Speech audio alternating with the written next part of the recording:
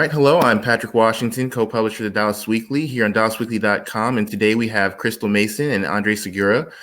Crystal Mason's story had hit headlines nationally when she was arrested in Texas for voting.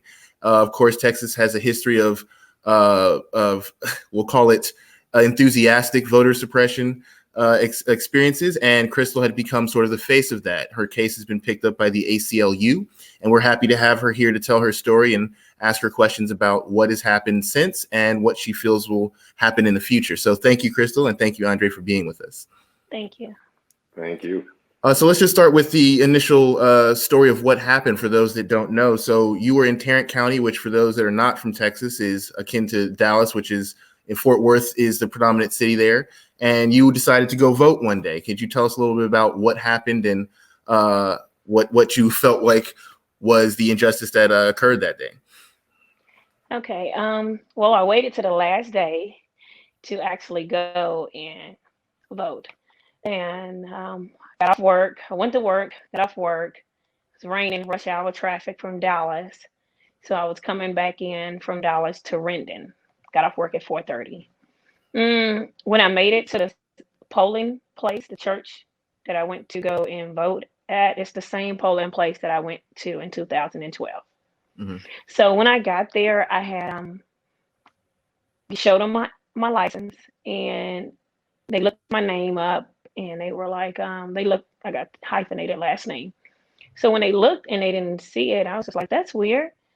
And what was going on in my mind was like, because I just got out, I was incarcerated, so I just got out, and I was thinking like maybe because I sent my mom a power of attorney.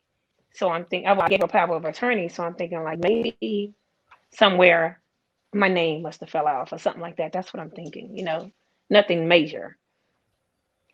And when I got ready to go, when he was like, well, I don't see you. It was already late. The polling place was about to close. So I was just like, okay, weird. So I was getting ready to leave. And the little guy, the 16-year-old, Mm-hmm. he said, hey, you can fill out a provisional ballot. And I was like, well, what's that? He said, well, if you're at the right location, it'll count. And if you're not, it won't. I said, well, that's easy. Yeah, I can do that.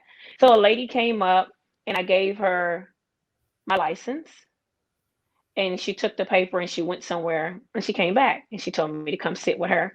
And I sat like two rows from the initial intake. And I sat and she talked to me some about, she wanted me to make sure that everything matches on my driver's license. So that's what I did.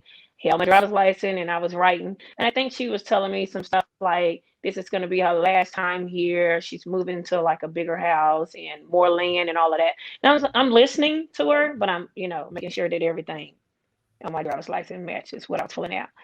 And that's what I did. And when I was done,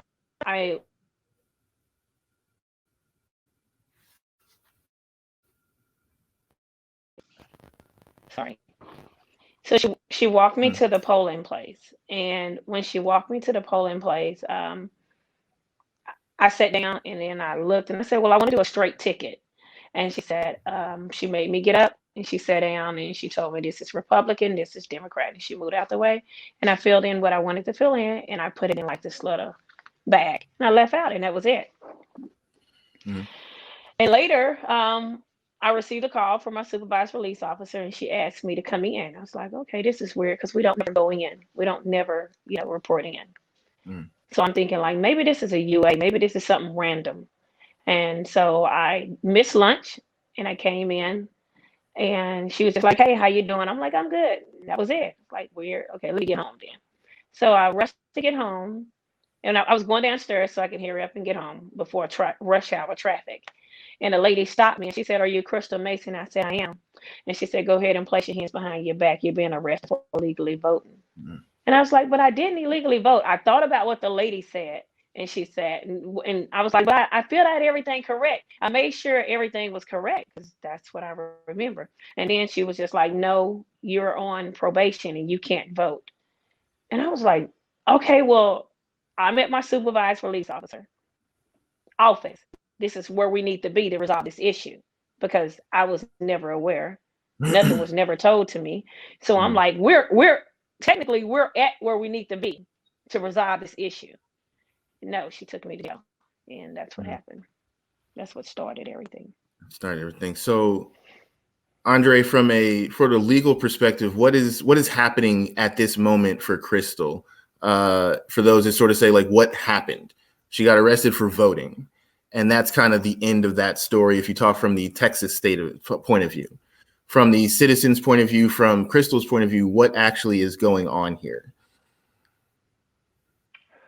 Yeah, there are a lot of things going on, and I think we've got in the habit of saying Crystal's become the face of voter suppression, but she's really, to me, become the face of voter engagement. And I think it's remarkable that she's sort of turned it around and now making sure that people know and are educated about their right to vote. I think it's really remarkable. And, really the fight that she's been doing to clear her name. So what happened here is Crystal did the right thing. Provisional ballots, we have a federal law that allows for the use of provisional ballots when there's something wrong and you don't appear on the rolls for some reason. This often happens if you're in the wrong. If you move to a new county, you don't register and you don't end up on the rolls, you submit a provisional ballot, and ultimately it gets approved or denied. So what Crystal did is she didn't appear on the ballot. She didn't appear on the rolls. She filled out a provisional ballot, and it wasn't counted because she lost her voter registration while she was serving time in federal custody. And so, this should have been an open and closed case, but she was prosecuted for illegal voting. And there are several issues with this, and I'll get to where the case is in a second. But in order to convict someone for illegally voting, you have to show that they voted, that they knew they were actually ineligible to vote and did so anyways, and that they were on a type of post-incarceration custody, like parole or probation, that would make them ineligible. And all three of those things are not here. Crystal submitted a provisional ballot, which was not counted, so she did not actually vote. Crystal did not know that she was ineligible to vote. Crystal was on something called federal supervised release, which is very different from anything in the state system. This is basically just a check-in system online, pretty informal, and it's not like probation or parole. Here in Texas, if you are convicted of a felony, you cannot vote until you serve your time, plus anything else like parole or probation. Federal supervised release is not like those two things. But more importantly, Crystal didn't know that because she was on federal supervised release, she was actually ineligible to vote, and knowing that did so anyway. Why would anyone, particularly Crystal, who was just gotten her life back together with her family, primary caretaker, risk everything for the general election? Something that she had no personal immediate interest in. Why would she risk everything for this?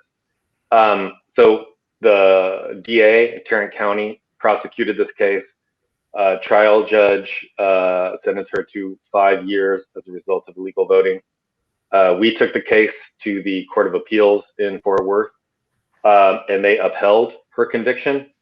And so right now we are taking her case all the way up to the highest court that hears criminal cases in Texas, because as it stands, this is not only a huge injustice for Crystal, but it can create, if left to stand, a lot of other problems for voters.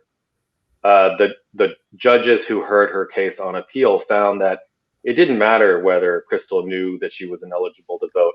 It only mattered that she was on supervised release and she voted. And in these kinds of cases, you actually have to intend to vote illegally, and they have to show that. So this is a really dangerous decision. Like tens of thousands of provisional ballots are rejected each year because people make mistakes. And clearly, the system is not set up to prosecute people for making honest mistakes. Mm-hmm. So, Crystal, back to the initial conviction. What was your mindset at that point? Because as far as you know, everything happened the way it should happen, and now you're in the right place, and it seems as though you're being railroaded, in my opinion.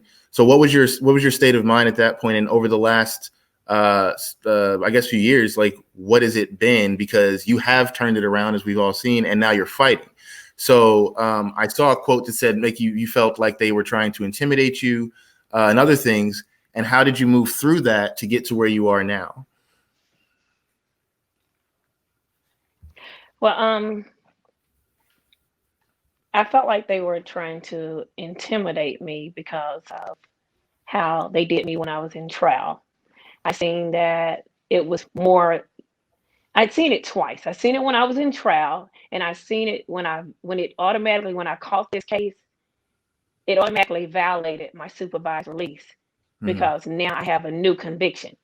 So I seen it there, and I seen it right in Judge McBride court too, because you didn't talk about me being rehabilitated back into society. All you did was bring up what I did in the past, and not that since she's been out, she got a good job working at Texas Department of Transportation, and then she turned around and went to Santander Bank, making more money. The whole mm, time while she was in the halfway house, she was going to school to become a esthetician. You mm, know, graduated in March 2017. You didn't look at where she was, getting her family back together, strengthening family ties, open up a venue for the kids, out here being productive in the community, and none of that. You only sentenced me on what I've done, what I did in the past. So is it a such thing as rehabilitation? You know, mm, if you're gonna hold me to what I've done in the past and not look at where when I got out, when I stepped out them gates, I've never, believe me, I've been in trouble before, okay? But I've never left my kids. mm, So first of all, I'm a mother. That's the first thing. So when you go somewhere where you can't do what you know you can do, and that's be a mother, it took everything out of me. So my goals was when I got out, I had a plan. I had a goal. And I wanted my kids to know, even though you hit that bump in the road, you can still get your life back on track. So that's mm, exactly what I wanted them to see. And as far as everything else, this case, the star witness was my neighbor. mhm, He was the election judge. He knew when I left. I've been in this house since '08. mhm, He knew when I left. He knew when I came home. The 16-year-old boy, the star witness, is a neighbor around the corner. You offered me a provisional ballot. I filled it out, and then you turned around and you took it. You didn't. If you felt like I did a crime or committed a crime, you call the police. You make a police report. You let them investigate it. No one investigated it. All he did was he called his DA friend. The DA friend prosecuted me of illegally voting. But in reality, if they did any kind of investigation on this, they would have known that the federal system has nothing in place. If the federal supervised release officer supervisor had to testify on the stand and said, no, I never told her. No, we've never told her. No, she's never signed anything. No, we don't have anything in place to tell us when we just get out. They don't have nothing in place to tell us that we're ineligible to vote. mm, Yet they give us voter registration cards. We get voter registration cards, but who tell us we can't use them? So I mm, felt like that even with all of this information, and I still got sentenced to 5 years, the system needs to be fixed. mm.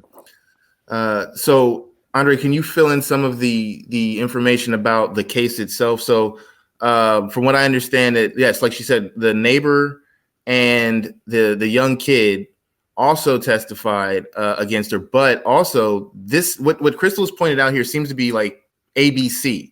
You don't have it. There's no system. People on the stand said they didn't tell her. How does this even muster in court if everything she said is like right there in your face? It's not like, oh, I got to even investigate this. The dude said it, right? There is no system in place in federally. They gave her the voter registration. They didn't call her family or character witnesses to prove there's no intent Oh, here. You know what I mean? oh How does that no. even muster in court? I'm sorry, Crystal, if you want to say something, please do. Even listen, the star witnesses, they have a recording of my whole trial. It's out, Mhm. done by Rattlestick, Mhm. and it's out so everybody can actually listen to everything. Your star witnesses, one of them said like I think 12, and the other one said like 4 or 2, whatever. Your star witnesses had 2 different times. Mhm. If you would have pulled my time clock, I got off at 4:30. I Mhm. worked downtown Dallas. I had to come from the 11th floor all the way down, walk across the street, and clock out from the parking garage. But yet, everything was so set up. My attorney only had me. If I would have known, if I would have seen the witness statement or the witness list, I would have known that Carl Dietrich was my neighbor, and I would ask questions like, "What is he doing on here?" But everything was so unique and different on how they did everything. It was like I did a 1-day trial, and I'm the only witness. Mhm. We don't have no documents on anything to clarify that both your star witnesses' time conflicts from the time that I clocked out from work. Mhm. And I'm right here, and I'm still Yeah, fighting. I think, and I think the even more important issue is that it should have never even gotten to this place, right? Like you look at what she did, submitting a provisional ballot that wasn't counted. End of story right there. Case should have never been prosecuted. But yes, there are real issues with how the case was tried. But that's why I think the Court of Appeals here didn't want to rely on any finding that Crystal had a subjective intent or the state of mind to vote illegally, because if you read the record, you see there's real deficiencies. No one is putting out anything that would show why Crystal would risk this for the general election or for any election, why she would go out and try to do this. There's no answer. There's no answer to that. And there are clear inconsistencies. So then we saw the Court of Appeals say, look, it doesn't matter. And in fact, we don't see that Crystal voted for any fraudulent reason, but it doesn't matter. She knew she was on federal supervised release and she voted. She didn't know that being on supervised release was going to make her ineligible to vote in the state's view, although we think that there is a strong argument as to why being on federal supervised release should allow you to vote. The interesting thing is that people who are released from federal custody, when Crystal was released, she was not given any document saying being on supervised release means that you are still ineligible to vote in Texas. Interestingly, about a year ago, well after her trial, the office that was currently supervising her now sends a letter to everyone saying the state of Texas considers you ineligible to vote. Had Crystal seen that, we wouldn't be in this position. So many things would be different. Right now, if the prosecutor said this case is not right to prosecute, we wouldn't be here right now. If the trial judge required what needed to be required to convict Crystal, we wouldn't be here right now.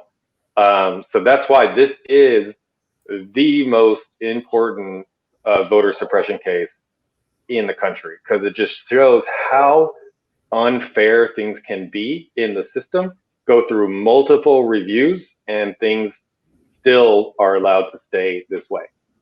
We haven't heard our governor or our attorney general say anything about this case. And they will say things about every chance that they can to have about any possible voter fraud, because they know it's not really existent and they want to try to make a big deal out of anything they can. They know Crystal's case. Anyone hears it and they immediately say, gosh, that is so unfair. How could the system let that happen? It seems like it's almost like a catch-22, you know what I mean? Like, how is it that you can have a person come out, be rehabilitated, not give them information, have them do something that they, didn't know, and then prosecute them again for it? And then, of course, the justice system does its toll on the life thereafter. I mean, obviously you may not have the answer to this, but it just doesn't seem like any of that makes any logical sense. Like, that's just setting people up for failure. The system is supposed to protect you against this. When a law on the criminal books is unclear, Like if there's something that's not clear, you're not supposed to be convicted of that, because if it's not clear, the person's supposed to get the benefit of the doubt. We're supposed to know what we can and can't do, or the law is supposed to be clear. If there's some vagueness or ambiguity, which here, Crystal's supposed to get the benefit of that doubt. So there are protections, but they're not being put in place for Crystal. What's very interesting is there is a very similar case from the early 2000s in which Tom DeLay, for those who've been in Texas for a while, he was a congressman out of near Houston. He was charged with misuse of campaign funds. And the statute was not clear as to whether he needed to actually know that the way he was using these funds violated the election law. Well, the court in that case said, oh no, this clearly he needs to know that using the funds this way actually violates the election code, and he did it anyways.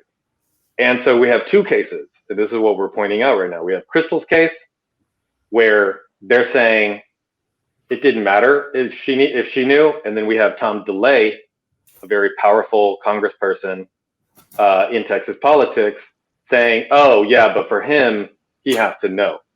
And so we're putting both of these cases before the highest court here and saying, you have to treat both the same, or else something else is going on. All right. And so when it comes to, let's talk about Texas for a second, and what we can do. So obviously Texas has been in the news recently for its trying to create some kind of difficulties for people, especially in Houston. What we've seen is the most common. In North Texas here, we've seen a few things happen. And Crystal, as far as your perspective as a person who has literally been through this system, what have you seen has happened over this election specifically that triggers you, that rings bells in your head, that says this is something that the country needs to see, needs to look at, needs to pay attention to, because it's really rampant at this point, in my opinion. But I'd like to hear from you. What do you think about this particular election in Texas and the systems of voting that has been happening thus far? I really don't want to answer it right now. Okay. I got things in court, so I really don't want to answer that right now. That's fine. Just going to be honest with you, okay? No, that works for me. Okay, and more so, okay, Andre, from your perspective on ACLU with Ken Paxton and the governor, now that Ken Paxton's under, I think, another indictment, does that have any sway in this because of the people involved? Like, we've seen that the DA had some bias. I think that was pretty clear. The witnesses were that system of bias, is that at all going to affect how this plays out? Because it seems as though there seems to, I mean, obviously I am a Black person. I see the kind of the naked truth of it, but obviously in court, you have to prove intent, as you said. So is there any conversations or data pointing to that bias is involved in a lot of these so-called cases? And if you can answer that, the data that is it, and this, I might be wrong about this, but I think that it's true, that the Republican Party and those affiliated with the GOP are predominantly the ones in even the minor cases of voter fraud who are perpetrating those actual voter crimes. Yeah, that's right. I mean, to our knowledge, the AG Paxton hasn't been involved in this, being prosecuted out of the county level, the district attorney. But what we do know is that Texas has a long history of voter suppression. It's probably the ground zero for voter suppression in Texas. And the Attorney General wants to make news about any sort of voter fraud that he can. So he's really trying to make things where they don't exist. And you're right. Most of the cases where people are prosecuted for something like this is where they have a real interest in this. They themselves are on the ballot in a small town where getting more votes on an individual basis could actually make a difference. And in a lot of those cases, the people are given plea deals where they don't have to serve any time. And what happened here is that Crystal was not going to accept a plea deal because she didn't do anything wrong. And so I think that's what the DA says. She was offered a plea deal. She didn't take it, made us go to trial. Well, yeah, of course, because she didn't do anything wrong. And the flip side is like, we wouldn't be talking potentially 5 years if we had tried to negotiate. But this really is a open and shut case for us.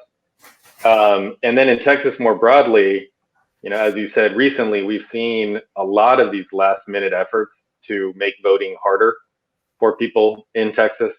So you see the governor telling big counties like Travis County and Harris County they can only have one drop-off location. The Texas Republican Party is suing Harris County to stop them from having drive-through voting, which makes it really easy to vote during a pandemic. The Attorney General has fought every attempt to make voting by mail easier during COVID-19. And at every step of the way, they're trying to keep things hard for people. And all of those restrictions end up disproportionately impacting Black and Brown communities in Texas. Okay.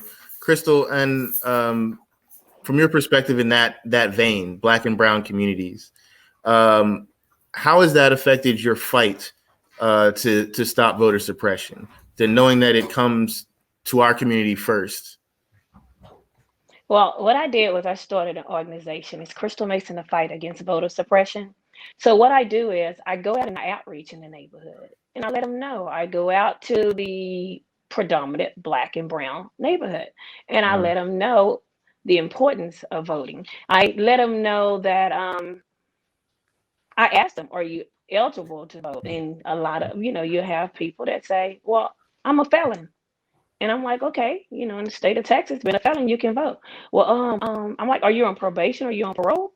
Oh no, I've finished my sentence 12 years, 5 years. But because they get that they're failing, they automatically think they lose that right.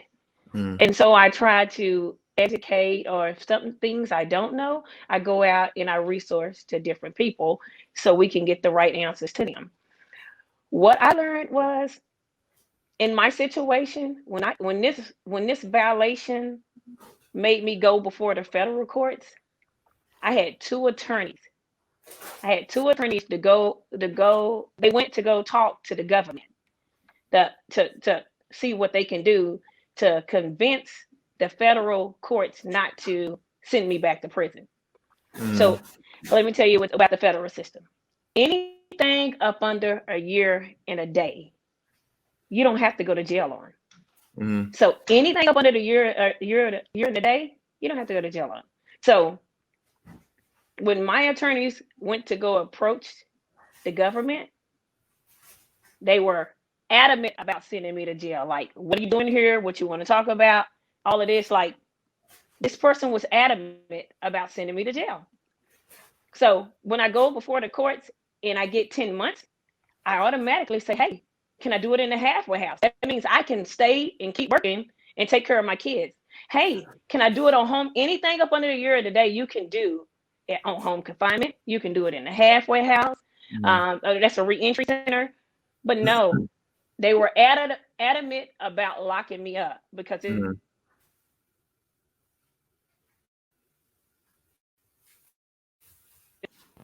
sorry, they were adamant about locking me up because it was September 2018. So it was like I think a state election going on at that time. This is what I'm educating people on. The same lady that did this to me, she's right now sitting appointed in the judge seat. You get it? So we need to know who's running. We need to know. I always voted in the presidential election, but it starts with the state. It starts at the state level. We have to know what judges. We got to know about the judges, the DA, everybody. They're appointed in these seats. So we have to know who's running against who. We have to get a little background. We have to find out what are they purpose? I mean, what are you going to do to better the community? What are you going to do for everyone? And I'm looking at this lady did not want to look at nothing that I have done when I stepped out of prison and where I was and what I've done and where I was going. But she was adamant about putting me back in prison. But yet you're sitting on the bench today. And her opponent right now that's running against her is an African-American woman. The world should know who's running and what their purpose really are for. Okay. And so what are the next steps? What happens now? My attorney, he can. So we're going to be asking the highest criminal court in Texas to review her case that gets filed in November. We think it's likely that they'll ask the DA's office to respond, and then it could be any time after that we'll hear back from them. We're hopeful. I mean, this case is really important and raises serious issues that need to be corrected by this court. So we're hopeful that they'll take it. And whatever happens, we'll keep fighting. And Crystal's asking for the governor to take notice of this case for clemency. This isn't going to go away, but we really think that this is not reasonable. People need to look at this case and say, all right, this has gone too far. We can't stand for this. So that's where things stand. All right. And Crystal, if someone wanted to get involved with your organization, how would they get involved how they contact you to get involved with you? You can text 555-888, and then you would put in the text justice, the number 4, and Crystal. Or you can go to crystalmasonthefight.org. Great. And Andre, if someone wanted to get some more information on the ACLU, how could they get in contact with y'all? So the best way is through our website, aclutx.org. We have a page called Let Texans Vote. And that's really meant so that people can go there, and it's like a one-stop shop for knowing your rights. If you have any issues during this election, early voting, or on election day, you can call 1-866-OUR-VOTE, and you'll be connected to someone who can hopefully help you. And those are two ways. But we're telling everyone, especially right now during the pandemic, to make a plan to get out there and make sure your vote's counted. All right. And Crystal, we thank you for your story, and we were definitely going to be staying on this. You can find this video and story on dallasweekly.com and follow us on social on Facebook, Instagram, YouTube, and Twitter. And we thank you both for your time, and we hope to talk to you soon to get some updates. Thank you. Thank you. Thank you guys.